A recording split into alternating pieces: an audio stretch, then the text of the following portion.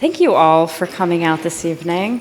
It's a summer and it's cocktail hour, and so we're so glad that you are at the church listening and learning and being heartened by the work of Pacifique Irankunda, among all the other options that you have out here and such a rich cultural and festive life that we have on the East End. Welcome back to the church. Any newcomers? Anybody who's never been here? Yay. Lovely. Oh, right, Kendall. Well, you're visiting. Thank you for being here. My name is Sherry Pascarella. I am the executive director here, and I'm thrilled to welcome you to this evening's program, along with our whole team and our founders who are all here tonight.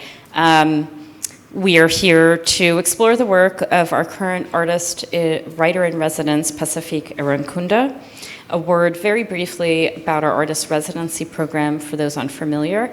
The church was actually founded around core principles of stimulating art, creativity, and community in Sag Harbor and on the East End. And a key feature to that from its inception is the presence of an artist residency program that runs year-round.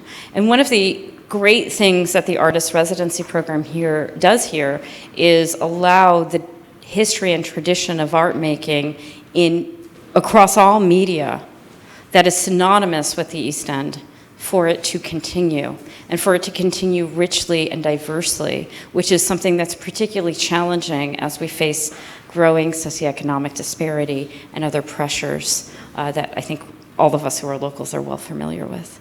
So throughout this current year, we've presented 36 artists across all artistic media, and we are enormously thrilled to introduce you to the person and the work of Pacifique Irankunda. Pacifique, and I'd like to thank Judy Hudson, who's here, who introduced us to his work. Pacifique was born in Burundi, which you will surely learn more about in a moment. If you're not already familiar, we have a map maker here in the audience who can also point it out for you if you'd like. Pacifique was born in Burundi and survived the civil war and the atrocities that took place there during his lifetime. Was fortunate enough to receive a scholarship to Deerfield Academy in Massachusetts, and then studied at Williams College. Since that time in his very brief life has been able to create a living as an artist, as a writer, in fact. His first book, The Tears of a Man Flow Inward, was released last year, right? Yeah. And if you didn't already purchase a copy of it on your way in, you may do so on your way out, and he will be around to sign it for you. And we will conclude his reading and his presentation with a very brief Q&A. So please welcome Pacifique Irankunda.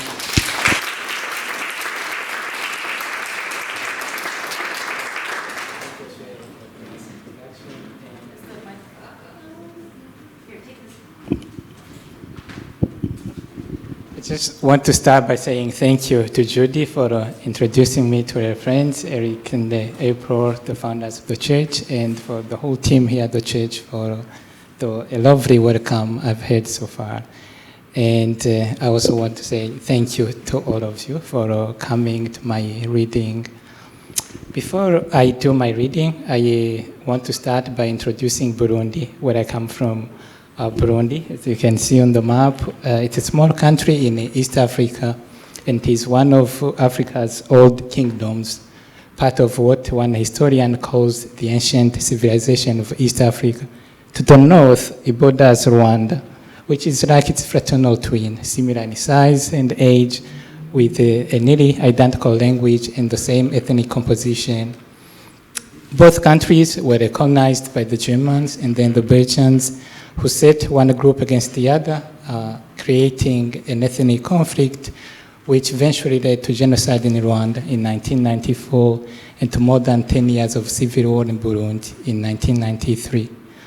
I grew up in Burundi during the civil war, but while I was growing up in this war, I was also learning about an old peaceful Burundi that people talked about in a nostalgic way, and they called the country of milk and honey. Burundi had a strong tradition of oral storytelling. And it was mostly through those stories that I was learning about this old peaceful Burundi. But there were also books that were written about this time. And the common thread in all these stories was a kind of longing for a time of a people called the Bashingantahe and their traditions of justice. And when I was growing up in Burundi, seeing what I saw during the war, and at the same time hearing these stories about this old peaceful Burundi, I felt like I was growing up with the two conflicting versions of my country. The old orderly peaceful Burundi and the country that was racked by violence in which I was growing up. And these two versions of my country created a tension in my mind. It is in that frame of mind that I wrote my book. I began my book looking out the window in Brooklyn, and the view takes me back to Burundi, where I grew up looking after cows. And I'll read to you a passage from the prologue.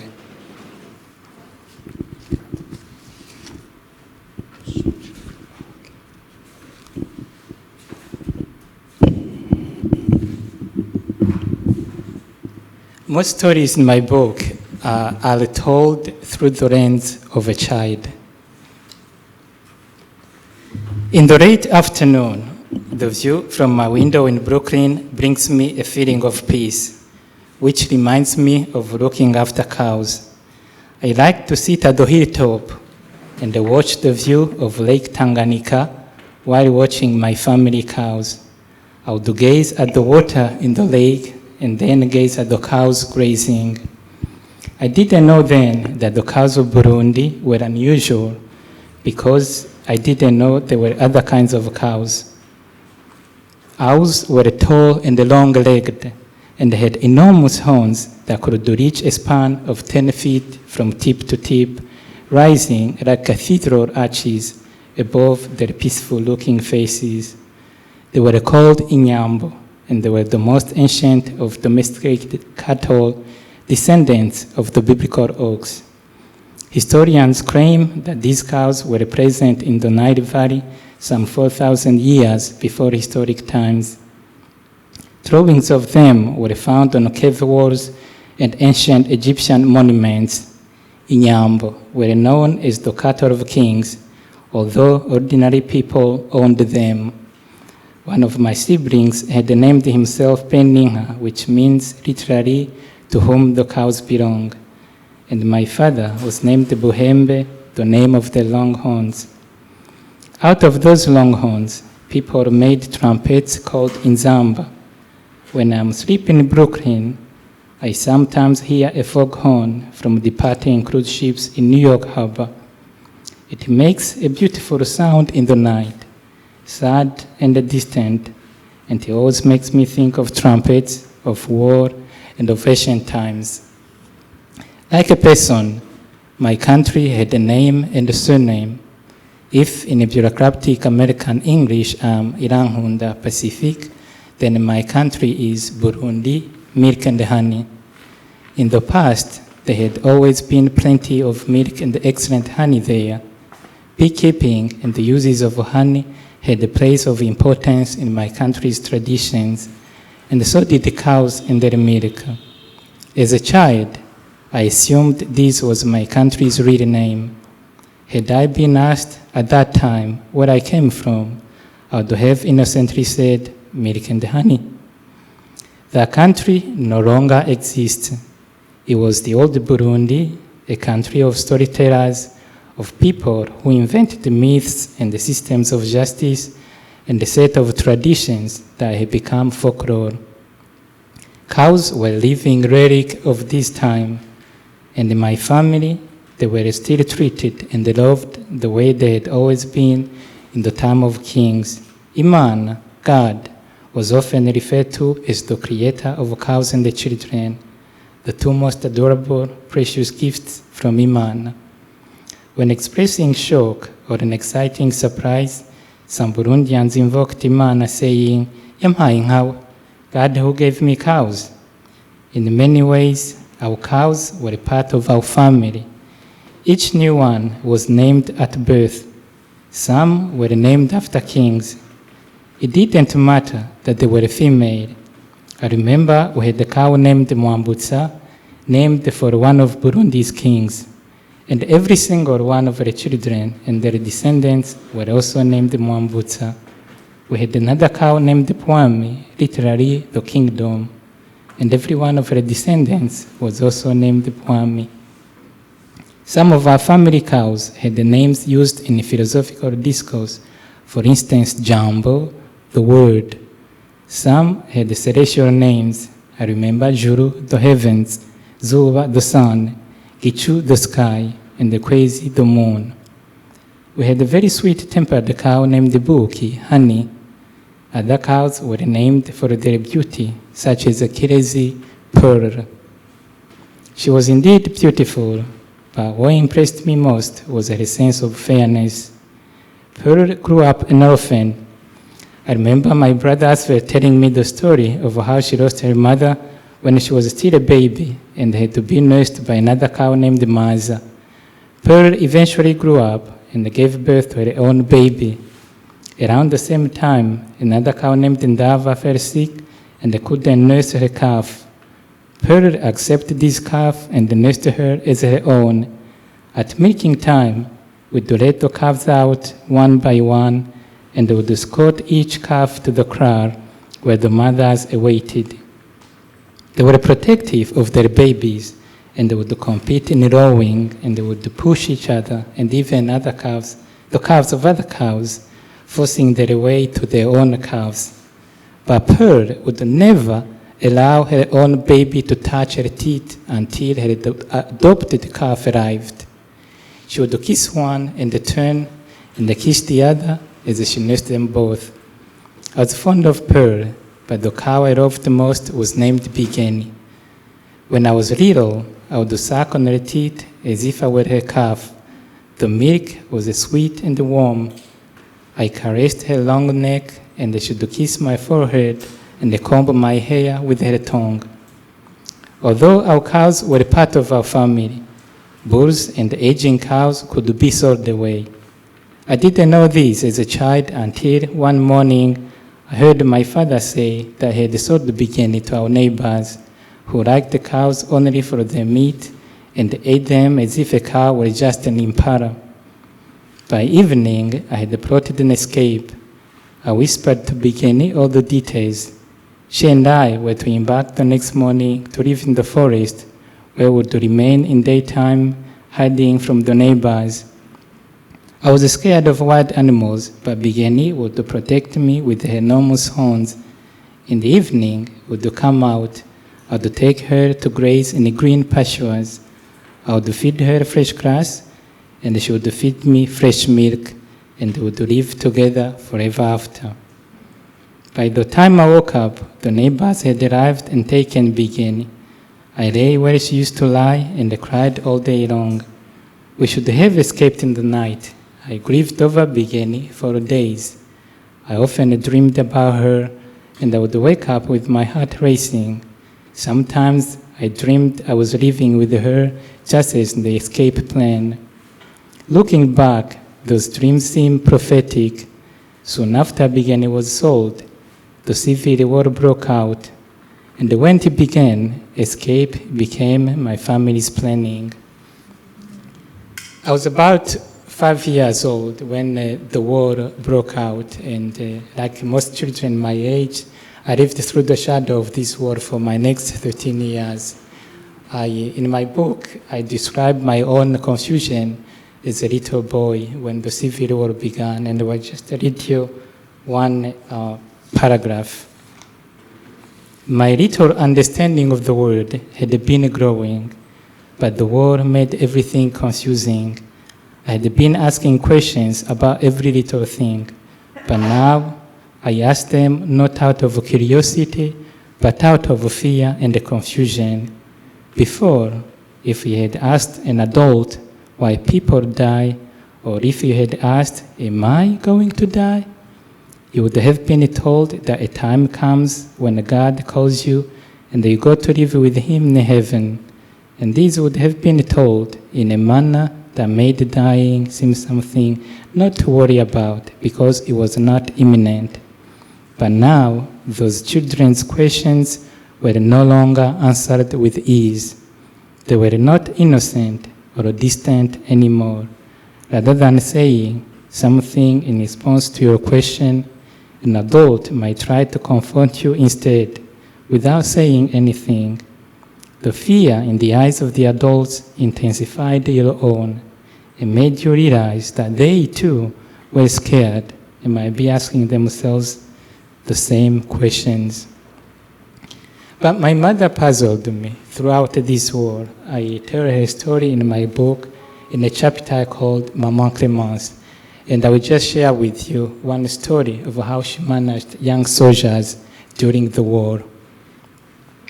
My brother Aswet and I had fled into the mountains, and we were staying at a refugee camp guarded by government soldiers. The self-appointed ruler of the place was a soldier named Minani. He was a martinet. He and his assistant liked to walk around with sticks, which they used to beat up people, including some of their own soldiers. When they caught a militiaman, they would torture him in public while everyone was watching, and no one would dare to interfere. This was happening one day when the mayor happened to pass by. He stopped and had a brief conversation with Minani. But while they talked, the militiaman lay in the gutter with his hands and feet tied together. And as the mayor walked away, Minani and his assistant went back to beating the militiaman. And then, in the midst of all of this, Maman Clémence appeared at the top of the hill, above the road. She had come from Kigutu, bringing food for me and Aswert. When Minani saw her, he looked alarmed and said to his assistant and other soldiers standing around, "Get him out, get him out." It was very clear. Minani wanted them to get the militiamen out of the gutter and out of sight before Maman Clémence got close enough to see that Minani and his assistant had been torturing the militiamen. As the soldiers did this hurriedly, Minani and his assistant slowly walked away from the scene, strolling uphill toward Maman Clémence, as if they were simply patrolling the village, pretending nothing had happened. When their paths met, Maman Clémence greeted them, saying, "How are you, Bane?" The word Bane literally means children, but is also used as a word of endearment when used by someone your parents' age. Minani and his assistant replied politely, calling her Mama and saying that they were fine, then making small talk. This was the first time I realized Minani and his comrade were capable of respecting someone. There had been a consistency in their intimidating behavior, but now they were the ones who seemed to bow. The crowd noticed. Why would the village martinets hide the incident from Maman Clémence when they didn't even hide it from the mayor? They who intimidated everyone, why was it that they were afraid of Maman Clémence? They who seemed to respect no one, what was it about her that they respected? The fact that just one individual's appearance in a large crowd could change the atmosphere entirely, this seems to me like evidence that there was something about Maman Clémence, something greater than the power that Minani and his comrade had imposed on everyone else in the refugee camp.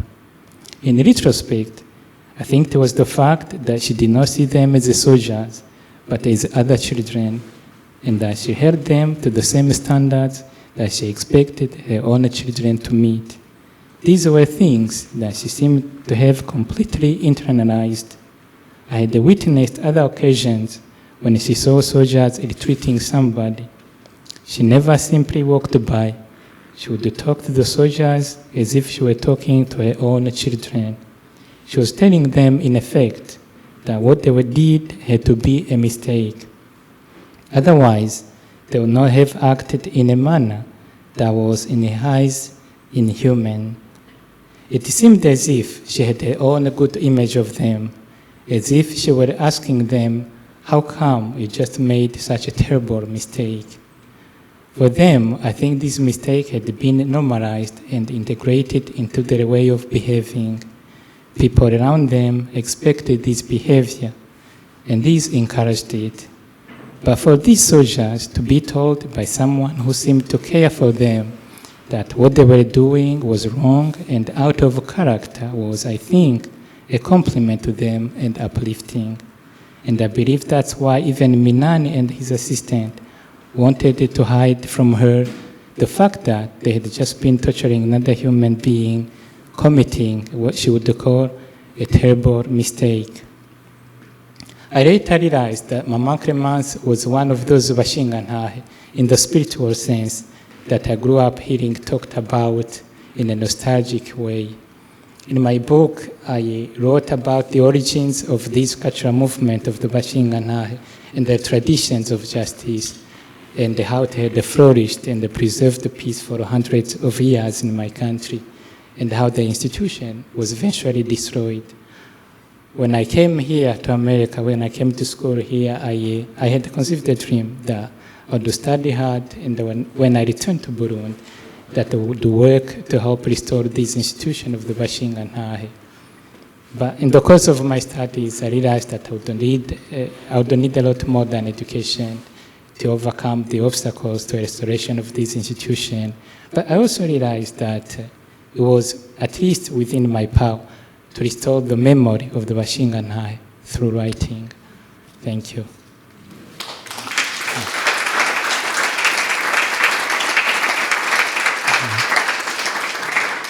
I thought I would show you the village where I grew up. That's a mural that one of my older siblings, he started a medical organization and he went back to my village where we all grew up. That's my family donated part of that land. And they organized the community in the village and they all came back together and they built. He's been building schools and the hospitals. To the right, that's a photo of a newly constructed hospital that he just opened recently, and there was no healthcare before in this village. It was virtually non-existent. And that's another sign of the spirit of the Bashingantahe that remains. Thank you. He's in Manhattan, but he's actually right now in the village. He's still running the organization. Yeah. Yes. Yes, April.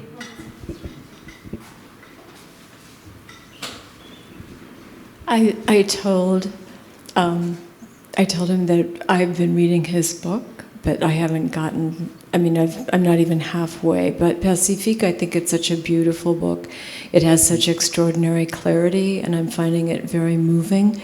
Can you talk just a little bit more about the Bashingantahe, what it means, where it comes from? Because I've found that so fascinating that there would be a power in certain people who had internalized the morals and the values of their ancestors to the extent that they actually could project it toward, as the wonderful story that you just told about your mother confronting these people who were torturing the guards or soldiers that were torturing this militant. And how, I just wondered if you could describe it a little more to people, because it's very rich and it's something that I don't think that we have in this country. Oh, thank you. I think I do describe it in my book, and the language, one of the obstacles I came upon in English was really how to convert the language in Kirundi to English. So there were terms that I just couldn't describe that. But briefly, it was a system of justice. There are myths of how this institution came to be. But in actuality, there were different levels of the Bashingantahe, from the village level to the king's court. This was back then, it started during a monarchy. But what was really interesting was that even the king, simple peasant, could take the king to the Bashinga, to the records, and if the king lost, he had no choice but lose to the peasant. This was just unheard of. This we're talking about hundreds of years ago, and you see a king who just have a peasant feel like, no, this is unjust, and I will take you to the machine and hide. So they had a reputation, but they preserved their reputation by being uncorrupted. When there were requirements to be part of the organizations, and you had to be trained. And when you were trained, you had to go this arduous training. And everyone, like in the village, was very democratic, because if there was anybody who thought that you shouldn't be part of this institution because they were corrupt or were unjust, that was it. You couldn't be part of the institution. And I think there is also an element of spirituality. I cannot really explain that. Some people are one way or another. But the fact that they organize themselves in this institution, in this cultural movement, was something that was really unique. And they managed to cultivate that in most communities in the country, from the village to the King's Court. And it was a constant... They trained constantly, they recruited constantly, but they also practiced constantly, and they were required to intervene. In any conflict, you couldn't just, walk by. It was like the community was your responsibility. I don't do a good job of explaining the words, but please read my book. I think I did. Yes. Sorry. Looking forward to reading your book. I guess the first thing I would note is that the westernized assumptions about spirituality and historical senses of justice, and the American Indians have similar spiritual, judicial, democratic practices. So the westernization, the notion that it doesn't exist here is somewhat incorrect. African Americans incorporated many of the traditions from their various communities. So there has always been a subtext of these traditions in marginalized cultures here in the United States. So to that, how do you feel you will communicate to your own children that sense of the society at large denies that this is, part of your DNA? So how will you communicate to the next generation that this is, in spite of what they see in social media and TV, that this is part of their connection to community, to each other, and to the past as well as to the future? To my children, I guess, it's a tricky question, only in that for me it's a really different context, because even in my country, here I'm trying to learn about something we heard that's been lost, but that I still see people aspiring to. One way, for me at least, I'm grateful that I had my mother. I had the example right there. And if I can do for my children what my mother did for me, that would be enough. And for the society at large, for me at least, it would be through writing. I don't know if I answered your question. Yes. Hi. Yeah. Thanks for your beautiful book and reading it today. Thank you. Could you give us a little refresher on the history, recent history in Rwanda and Burundi, and the conflict, and whether there was a truth commission in Burundi following the civil war, so that we can catch up to that reality? In Rwanda, since the genocide, they've made tremendous progress. In terms of at least there is security, there's been economic progress. But you hear two different stories. But the most obvious is that there is stability now.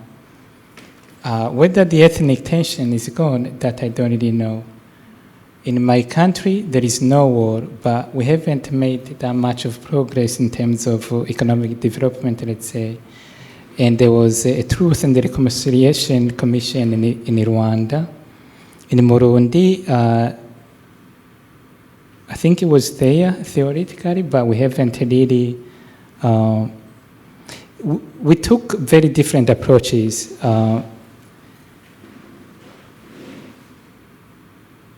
What I was hoping was that these institutions of Bashingantahe, their very existence was to prevent these ethnic conflicts. I essentially believe that it hadn't been destroyed, and this was during colonial time, it would have prevented the atrocities that took place. And my hope was that at some point people would come back to these ideas of the Bashingantahe and they rely on that to develop themselves and also be responsible in their communities, just like what my brother was doing here in the village where I grew up. But the politics remain political. It's difficult to really say one thing without. There are always two sides. We hear two different stories. Sometimes they are both right, sometimes they are both wrong. It's really difficult to come up with a clear narrative. But I think if we can come to an understanding, we can share the narrative and they read and they listen to each other, that will be the path forward.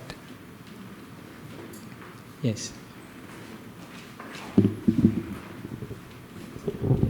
Thank you so much, Pacifique, for producing such a wonderful book about your life in Burundi during the war.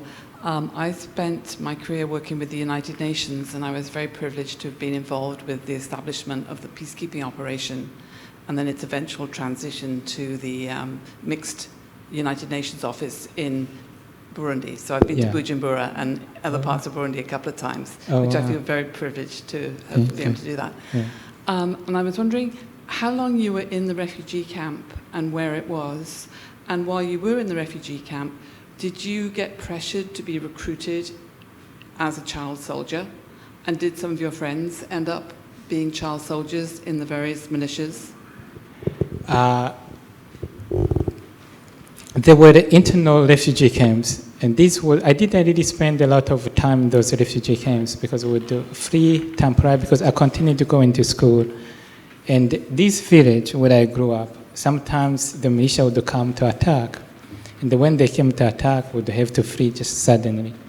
And when that happened, we would either end up, me and my brother would end up in a refugee camp.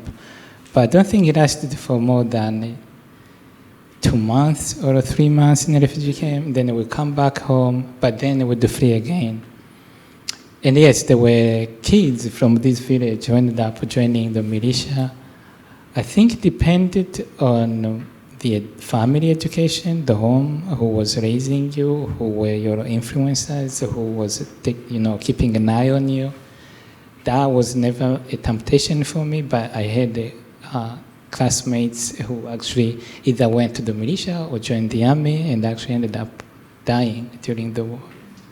Yeah. Yes. Thank you again for this, but could you go back to the map and show us where your village is on the map? The village on the map, the blue, that's Lake Tanganyika. It's the longest lake in the world. And I'm way down, I wouldn't really see the village, but it's by the lake, next to the lake, in the south of the map. It's at the very tip, but almost like the southern, more like, yeah. Thank you.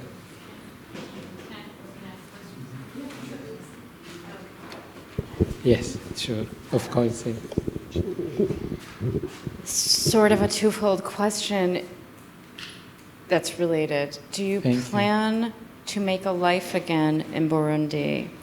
And who were you writing to in the book? Is it for the people in the Western world outside of Burundi, or is it for people of Burundi, or do you not think about that? The first question, I've always in college, I kept going back home often, but since I started writing my book, I haven't been able to go back. But I don't know when I will go back, but it's been on my mind a lot. I don't know when I'll actually move back, but I also feel like this has been home. So what I am hoping is to have 2 homes, back home in Burundi and also home here. I don't know if that would be possible, but I'll work toward that. The next question, my audience who I was writing for, in a way, I started as if I was really working through these to make sense for myself. The bashing and I that I write about in my book was, I think, the driving force for me, the main reason why I wrote this book. And the beautiful thing about that is that it's really universal. If you read it, I think you will see these are the universal ideas. Of course, I was hoping to find a way out for my country and for myself.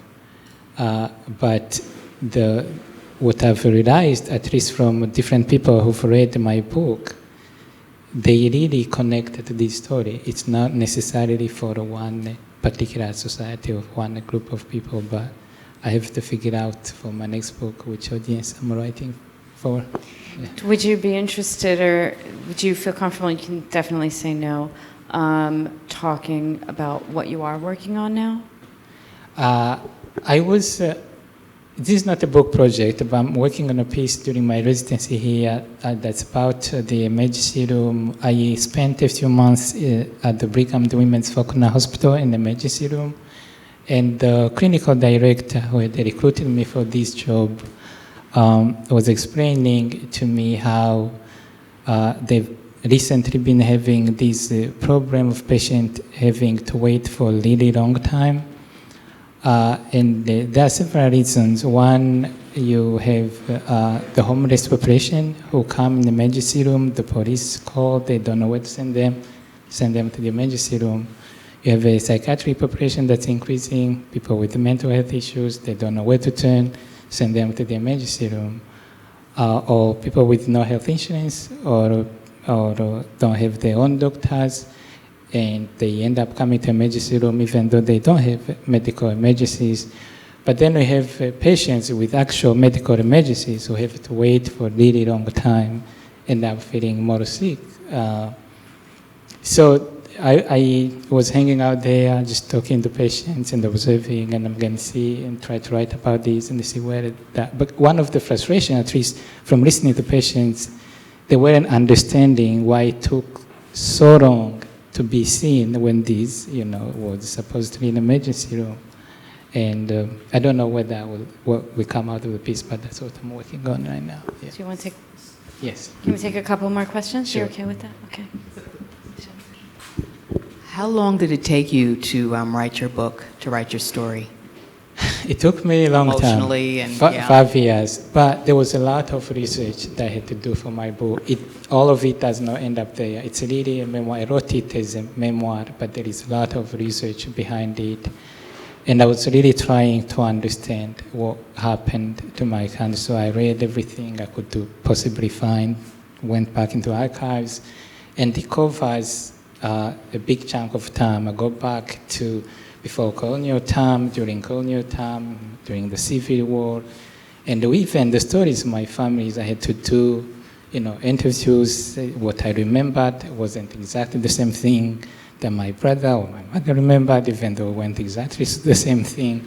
So it took me a long time to finally, or bring it together. So 5 years total. Yes. Sorry. I know. I'll get back to you. I know there's another question. Okay. Here. Yeah. Oh, thank you. I'd read that your book is written in lyrical prose, and I was wondering why you chose lyrical prose as a way to write your story. And did you find writing your story therapeutic, going back into the trauma, what you were facing during the war?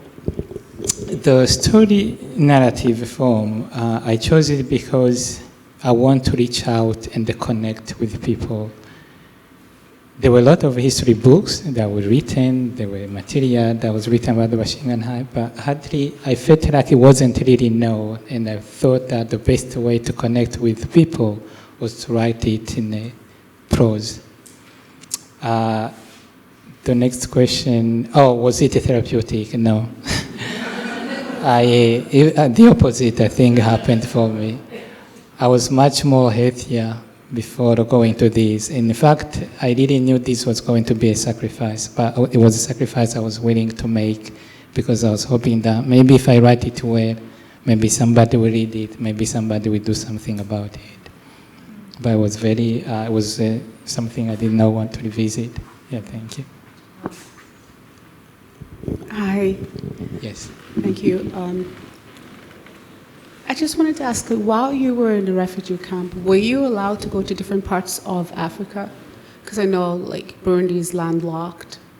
And I'm from Zambia, by the way. And so when it was happening, the genocide and everything, and, I heard about it, and I was, we were fighting it.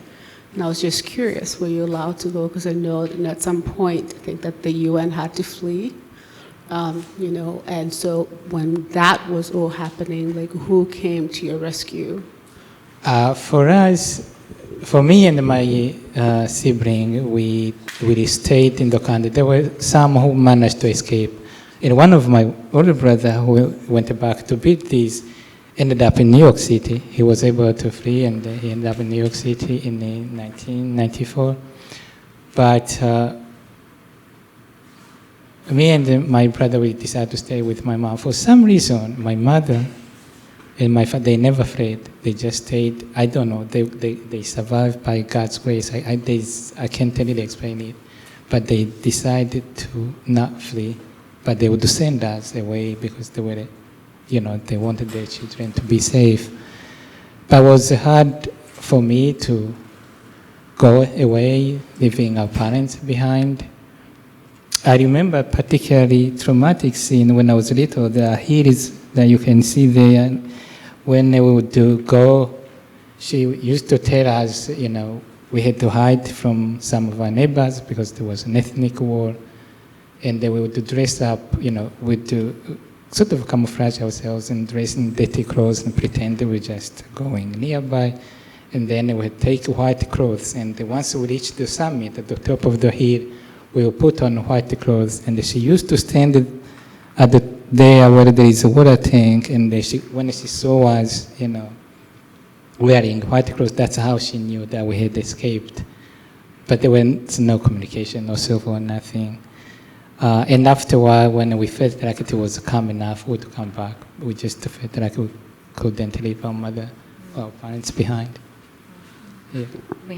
Do you have time for 2 more questions? Sure. We have April and Jennifer. Do you want to get April? Thank you. Do you think that that Burundi has been irrevocably changed by the civil war? And it's since 1994 is a long time now. I'm just wondering, do you have any hope or fantasy that the Bushingenhai and what old Burundi represented can be reinstilled in people or can inspire them to be a better country? Or do you think that, I'm sure that there's a lot of modernization that's, on the one hand, like a hospital, a great improvement if people can have better medical care. But if they've lost a part of their soul, then that's a whole other problem. It's true. Do you mind my asking No, that? no. It's one of my main. My hope is that it can be revived, but it's really challenging. I've been fantasizing about, building maybe a cultural center so that that's dedicated to Washinganai and bring people around that theme so that it can be cultivated just the way it used to be in the old times. But it sometimes gets very politicized. There was a survey back in the 90s when 90% of the population wanted this to come back. But sometimes governments don't favor that because, even the kings back then, they had to lose that, yeah. But I hope that when you talk to people,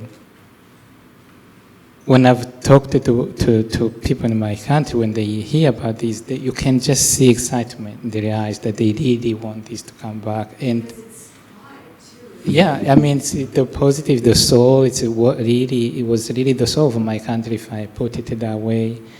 But I haven't had the resources to be able to do that. But if I had the resources, I have people who would absolutely be willing to get together to do this. But I was hoping to see what happens with my book and how people respond to it. And if I get the resources, this has been a long dream that I still think about a lot, but I don't know what will happen. Yeah. It's called Kirundi. Yes. How did your family feel? How did your mother react when you were able to come here to America, to university? What was it like? She was very pleased. She actually came to my and my brother's graduation to Williams College in Western Mass, and she was very pleased. She really, thank you. She puzzled me in many ways because she cared about us a lot. But remember, during the war, there were no schools. Now there are schools, but in my village, we had to walk 6 miles out to an elementary school. And there was a path where the militia would cross like almost nearly every day. So it was really a gamble. She would escort us, hoping that we cross the path and come back alive. But every day, either we worried that she was killed, or she would worry that we were there. And yet, she still sent us to school every single day. She sent all of us children to school. So education was something she really believed in. And of course, she was very pleased when we all went to school and graduated and finished. Yeah. I think that looks. Is there one more question? Sarah? Yes. Should we finish with Sarah? For sure, yeah, thank you. There's a very interesting book about the war in ex-Yugoslavia called The Destruction of Memory. And there's a documentary that was made about it.